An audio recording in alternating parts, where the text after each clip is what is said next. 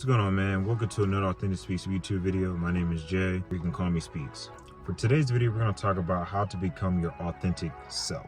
These are a couple things that I've learned within the last maybe 2 to 3 years, maybe.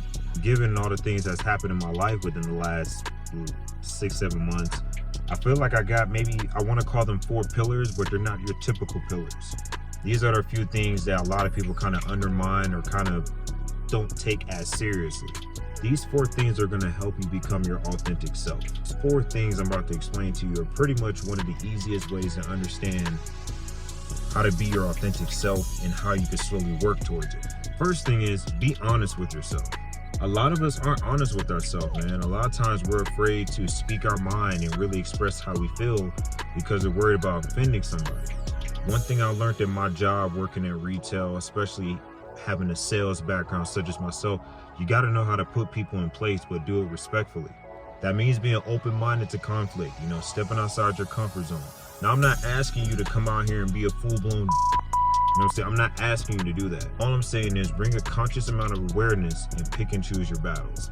And the only way you're going to be able to do that is really being in tune with how you feel. If somebody says something offensive to you, call that out and do it respectfully. Don't let your emotions kind of just spur out of control. Hey, I think that was rude. Like straight up, I think that was really offensive.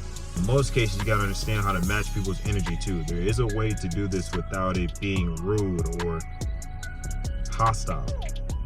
You can respectfully tell people to Number 2, embrace saying no.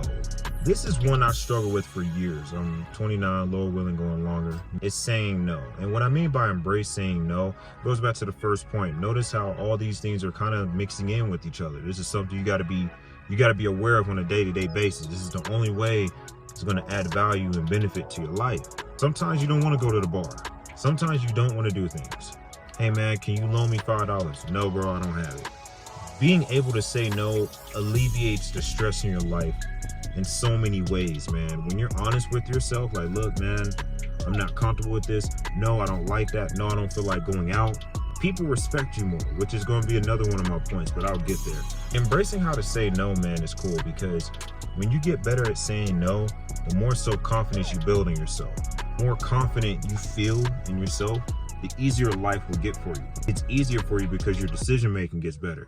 Overall ability to think clearly and function, all of that gets amplified and it gets better because you're so in tune, you know how to say no to the things that don't add value to your life.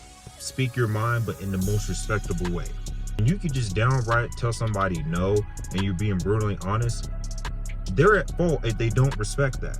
Real, true, authentic people are going to honor you for your honesty rather than just sugarcoating it and then getting in a situation with them and then having them feel some kind of way because you didn't want to be involved to begin with. Because they were afraid to be honest, they didn't want to hurt your feelings. Do you understand that when you're afraid to be honest with somebody else, you're almost saying that you can't be honest with yourself? I don't feel comfortable hanging out with you. Granted, don't get me wrong, there's levels, but some people don't even know how to understand the basics first. Learning to embrace no is going to minimize the amount of stress in your life in so many ways. And this leads me to number 3. You have to build real good daily habits. And I mean daily habits. The best way to identify what's a good daily habit is on a day-to-day basis, how much value is this adding to your life?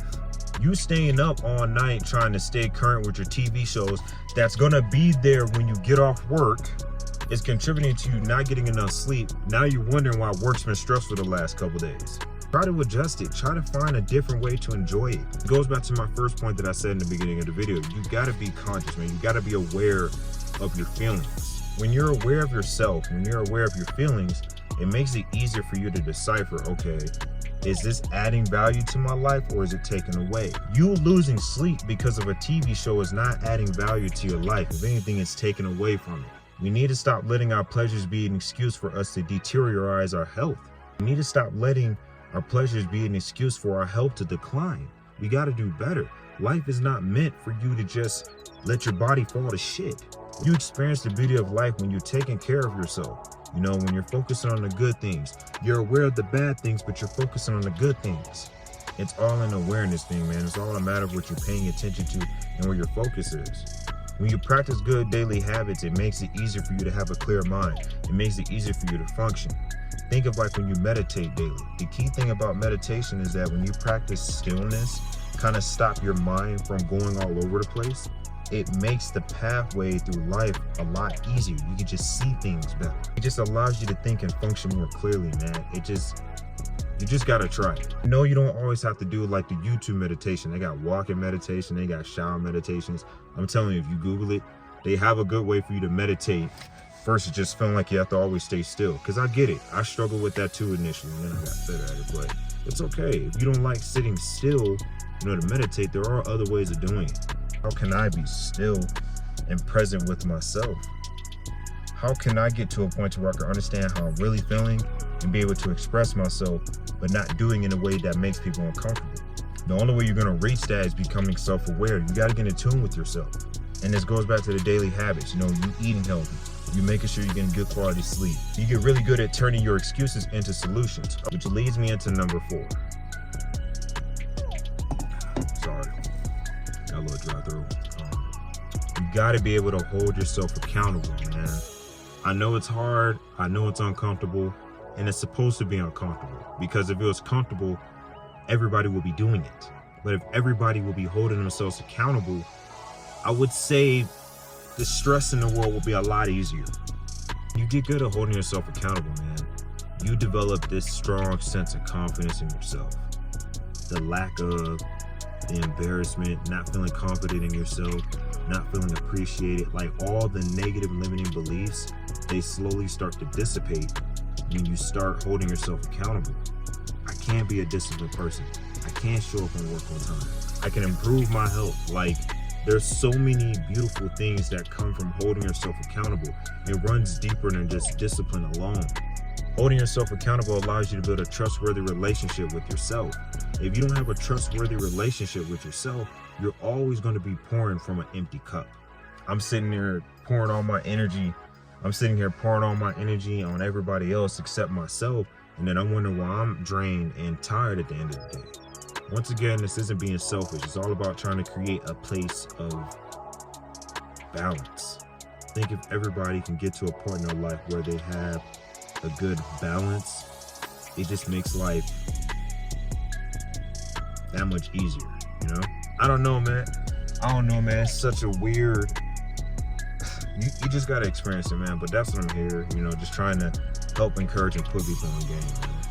If you made it to the end of the video, thank you so much. If anything in this video resonated with you, please drop a comment below. If there's any type of video topic that you want me to talk about, because right now I'm just going off the top of my head, but if there's something that you feel like you resonate with, if you need some guidance or support on, feel free to drop me a comment, man.